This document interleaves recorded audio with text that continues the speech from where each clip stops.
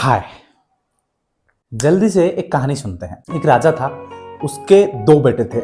मान लीजिए एक बाहुबली और एक भल्लाल देव। तो दोनों को सेम तरीके का एजुकेशन मिला, सेम तरीके का फैमिली वैल्यू सिस्टम मिला, सेम तरीके का राज्य चलाने के लिए जो भी गुण चाहिए या जो भी कैरेक्टरिस्टिक चाहिए सब मिला। राजा ने उनके लिए सब तैयार करके रखा था। जब वो बढ़ रहे थे उन दोनों को समान हिसाब से सारी रिसोर्सेस मिले जो उनको मिलनी चाहिए एक राजा बनने के लिए। उसमें से एक चीज मिसिंग था। राजा कभी भी अपने दो लड़कों को राजभवन से बाहर नहीं भेजता था।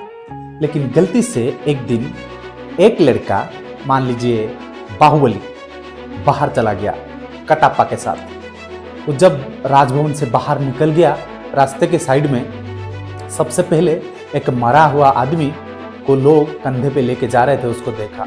उसने कटप्पा को पूछा, ये क्या है? मैं तो ऐसा कभी देखा नहीं। हंसता मुस्कुराता हुआ चेहरा या इंसान मैं देखा हूँ, ये क्या है? इसको लेके जा रहे हैं और सब रो क्यों रहे हैं? उसने कटप्पा ने उसको बताया कि वो मर चुका है। अब वो आदमी इस जमाने में नहीं है। वो सारा परिवार को छोड़ के भगवान के पास चला गया है। फिर कुछ रास्ता आगे जाने के बाद वो देखता है एक बूढ़ी औरत अपनी बच्चों को लेके रोड के साइड में भीख मांग रहा है। बाहुबली ने कटप्पा को पूछा, ये क्या है? वो बोलता है, ये गरीब आदमी है, इसके पास खाने के लिए नहीं है और इसको बच्चों को पेट पालने के लिए इसके पास पैसा धन दौलत कुछ भी नहीं है, इसीलिए वो भीख मांग रहा है ताकि कोई लोग उसको मदद कर दे, वो अपना पेट पाल सके या अपना भूख मिटा सके, जो बाहुबली ने पहले अपने राजभवन में देखा ही नहीं था। कुछ रास्ते फिर आगे जाने के बाद वो देखता है कि कुछ गुंडे मवाली शराब के नशे में कुछ औरत लोगों को परेशान कर रहे हैं। उसने कटप्पा को पूछा, ये क्या है?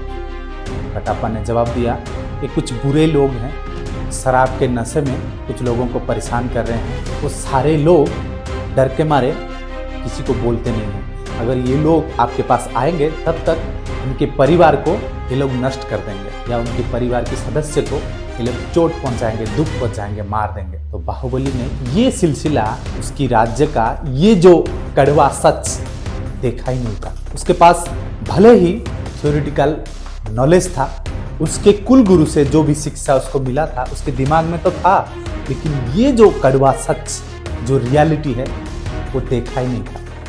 तो अब आप जरा सा सोचिए, ये सब देखने के बाद बाहुबली जो कैरेक्टर है, इसका दिमाग में कौन सी भावना जागृत होगा या कौन सी इमोशन बाहर निकल करके आएगी? उसको शायद यही लगेगा, जो मैं पढ़ाई किया हूँ या जो मैं एजुकेशन मिला है, जो मुझे शिक्षा मिली है, मैं इन लोगों की लाइफ को बेटर करने के लिए यूज कर सकता हूँ क्या? यही होता है HR और IR में डिफरेंस। जब एक नई नवेली स्टूडेंट्स अपना यूनिवर्सिटी से या मास्टर डिग्री किसी भी MBA कॉलेज से करके कंपनी के अंदर आता है, दोनों के पास शिक्षा लगभग सेम होता है, लेकिन अंतर तब होता है जब एक IR वाला लड़का या जो नया ज्वाइन किया है वो फील्ड में जाता है, शॉप फ्लोर में जाता है, वो देखता है जो कामगार भाई या कुछ एम्प्लॉई या वर्कमैन एक स्टील इंडस्ट्री में आग की पास काम कर रहा है, उसको पसीने आ रहे हैं, उसको इतना तकलीफ हो रहा है। जब वो देखता है एक वर्कमैन अपने आप को भले ही अप्रोप्रिएट सूट पहना है, क्लॉथिंग पहना है, फिर भी केमिकल से वो प्योरली एक्सपोज्ड है, थोड़ा सा कुछ इधर उधर हो गया उसका शरीर जल सकता है। जब वो देखता है उसकी मशीन की नॉइज के कारण उसका कान फटा जा रहा है, उसी समय एक वर्कमैन मशीन को ऑपरेट कर रहा है। जब वो देखता है एक इलेक्ट्रिशियन इलेक्ट्रिसिटी के इतने नज़दीक है, शायद उसका थोड़ा सा गलती के कारण उसका मौत हो सकता है। जब वो देखता है एक कंस्ट्रक्शन इंडस्ट्री में एक इंजीनियर या एक वर्कर कुछ छोटी मोटी गलती के कारण उसके शरीर के ऊपर सारा कंक्रीट गिर चुका होता है। जब वो देखता है किसी भी आदमी का एक्सीडेंट होने से कैसे खून निकलता है, कैसे उसका हाथ कट जाता है या पैर कट जाता है, उसको तुरंत हॉस्पिटल जब वो लेके जाता है, उसकी फैमिली मेंबर की दुख और उसकी दुख जो शायद एक HR वाले को पता ही नहीं होता है, जब वो देखता है स्ट्राइक में कैसे गुंडे मवाली लोग पॉलिटिक्स करके कुछ भोली भाली जनता को हथेली बना के कंपनी के अगेंस्ट में खड़ा करते हैं, और स्ट्राइक के अंत में कैसे वो बेचारे लोगों का कुछ फायदा नहीं होता है, फायदा होता है उन गुंडे मवाली जो नोटोरियस पीपल है उनके फायदा होता है। वो देखता है कैसे राजनीति के द्वारा अपना कंपनी के सारे डायनामिक्स चेंज होते हैं, कैसे एनवायरनमेंट के द्वारा, कम्युनिटी के द्वारा और उसके आसपास की गांव के लोगों के द्वारा क्या डायनामिक्स में परिवर्तन होता है, या कंपनी आने के बाद आसपास की जो गांव में भी कैसे परिवर्तन आते हैं। जब वो सारा देखता है उसको शायद यही लगता होगा कि मेरे पास जो भी एजुकेशन है मैं इसको इन लोगों की भलाई के लिए मैं यूज करूं। अब उसके पास खाली नॉलेज नहीं है, अभी वो रियलाइज कर चुका है असली इंसान का वैल्यू क्या है। अभी उसके पास ऐसा इमोशन है, वो इंसान को सच में इंसान की तरह देखता है। उनकी वो फर्क समझ में आ रहा है, उसको वो फर्क समझ में आ जाता है कौन नोटोरियस पीपल है और कौन शांत सुधार आदमी है, किसके ऊपर उसको दया दिखानी चाहिए और किसके ऊपर उसको सख्त व्यवहार करनी चाहिए। अब जब वो डिसीजन लेता है, कुर्सी पे बैठता है, किसी भी कंपनी का इंचार्ज बनता है, एचआर बनता है, जो भी, वो सही से डिसीजन ले पाता है।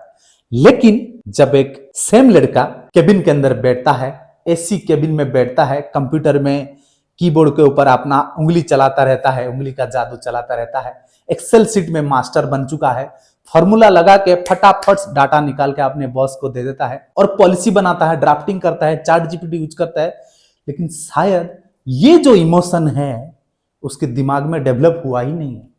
जब उसके पास लोग आते हैं वो उसी नजर से देखता है, वो पॉलिसी के नजर से देखता है, वो data calculation, excel sheet, ChatGPT के नजर से देखता है। तब डिफरेंस आता है रियल एचआर और आईआर का। वो हमेशा कंपनी के प्रॉफिट, वो कंपनी के data, excel sheet, performance appraisal और कंपेंसेशन का कैलकुलेशन, वो सारे चीज देखता है। लेकिन दूसरी तरफ एक आईआर का इंचार्ज या आईआर का लड़का वो दुनिया को दूसरे नजर से देखता है, उसके पास ये सारे नॉलेज है ही। जब वो डिसीजन लेता है वो प्योरली पॉलिसी के ऊपर अपना दिमाग को लिमिट नहीं करता है, वो आदमी का इमोशन देखता है। ये आदमी कौन है, ये कैसे, कौन से सर्कमस्टेंसेस से आया है, उसका फैमिली बैकग्राउंड क्या है, क्या सच में पॉलिसी से थोड़ी सी बाहर जाकर इसको मदद करनी चाहिए या नहीं, किसको पॉलिसी के बहाने घुमाना चाहिए और किसको पॉलिसी से हटकर मदद करनी चाहिए। तो शायद आपको अब तक समझ में आ गया होगा the real difference between HR and IR. और यहां पे मैं ये नहीं बोल रहा हूं ये खराब है ये अच्छा है, लेकिन यहां पे इतना ही अंतर है, दोनों को सेम एजुकेशन मिलने के बावजूद कैसे दो डिफरेंट पर्सनालिटी बनते हैं। ये लोग बहुत ग्लैमरस होते हैं, एचआर एकदम सूट बूट पहन के रहते हैं ये लोग। जब एक एचआर बहुत टिप टप बन के ऑफिस आता है और सूट बूट पहन के एसी केबिन के अंदर रहता है, गाड़ी से उतरता है राजा की तरह और केबिन के अंदर घुसता है, बढ़िया से काम करता है। मैं नहीं बोल रहा हूं कि वो खराब करता है, वो बढ़िया से काम करता है, उसकी आउटपुट भी अच्छी है, कंपनी को उससे भी फायदा हो रहा है। लेकिन दूसरी तरफ एक आईआर प्रोफेशनल वो अपने आप को बहुत सिंपल रखता है, उसको वो ऐसे अपने आप को मेंटेन करता है ताकि एक कामगार भाई, एक वर्कमैन, एक वर्कर ये समझ सके कि ये हमारा ही आदमी है, वो दोनों कनेक्ट कर सके अपने आप को। अगर ये वो नहीं होगा, उन दोनों का इमोशन मैच नहीं करेगा, तो शायद एक आईआर प्रोफेशनल की बात को वो नहीं सुन पाएगा, वो समझ नहीं पाएगा। जब तक वो एक्सेप्ट ही नहीं करेगा तो कैसे समझेगा। लेकिन सेम आदमी अगर सूट बूट पहन के कोट ब्लेजर डाल के उसके पास जाता है, उसको लगता है ये साहब है, वो एक डिफरेंट नजरिए से देखता है। जबकि दोनों की जरूरत है कंपनी में, एक कंपनी में है या फैक्ट्री में, दोनों की जरूरत है। एक हिस्से ये भी जरूरी है, कंपनी को अपनी प्रॉफिट देखनी है, मैनेजमेंट को अपना टीम बनानी है, लेकिन उसी मैनेजमेंट को भी एक इसी तरह का आदमी की भी जरूरत है, ताकि एक आदमी प्योरली जो वैल्यू प्रोडक्शन करती है कंपनी में, उसके साथ वो सारी मास के साथ कनेक्ट कर सके, उनकी दुख सुख, इमोशन, भलाई बुराई सब जान सके, प्योरली उनके साथ कनेक्ट कर सकें, तभी वो जो बोलते हैं ना हार्मोनियस रिलेशनशिप, वो सारे बरकरार हो पाएगा। तो यहां पे मैं बिल्कुल ये नहीं बोल रहा हूं कि ये खराब है ये अच्छा है, ऐसा बिल्कुल भी नहीं है। ये भी जरूरी है, और एचआर की जो प्रोफेशन वो भी जरूरी है, और आईआर की भी प्रोफेशन, दोनों जरूरी है। लेकिन मैं सिर्फ ये कोशिश कर रहा हूं इन दोनों का अंतर क्या है। जब आप केबिन से बाहर जाओगे, फील्ड में जाओगे, सब फ्लोर में जाओगे, वो डिफरेंस आप कर पाओगे। तो आई होप आपको ये समझ में आप अभी तक आ गया होगा एचआर और आईआर के बीच में डिफरेंस क्या है। जो किताबी नॉलेज है, रटी रटाई नॉलेज, वो आप ले सकते हैं, शायद मिल भी सकता है, लेकिन ये जो रियल डिफरेंस है वो शायद कहीं पे नहीं मिलेगा। मुझे लगता है यूट्यूब पे भी नहीं होगा, किसी ने ये में भी मिल सकता है आपको, लेकिन मुझे लगता है नहीं मिला होगा। तो आज तक के लिए इतना ही। मैं फिर हाजिर रहूंगा आपके सामने एक बेहतरीन कॉन्सेप्ट के साथ, एक बेहतरीन नॉलेज के साथ, एक अलग वीडियो में। तब तक के लिए थैंक यू, नमस्कार।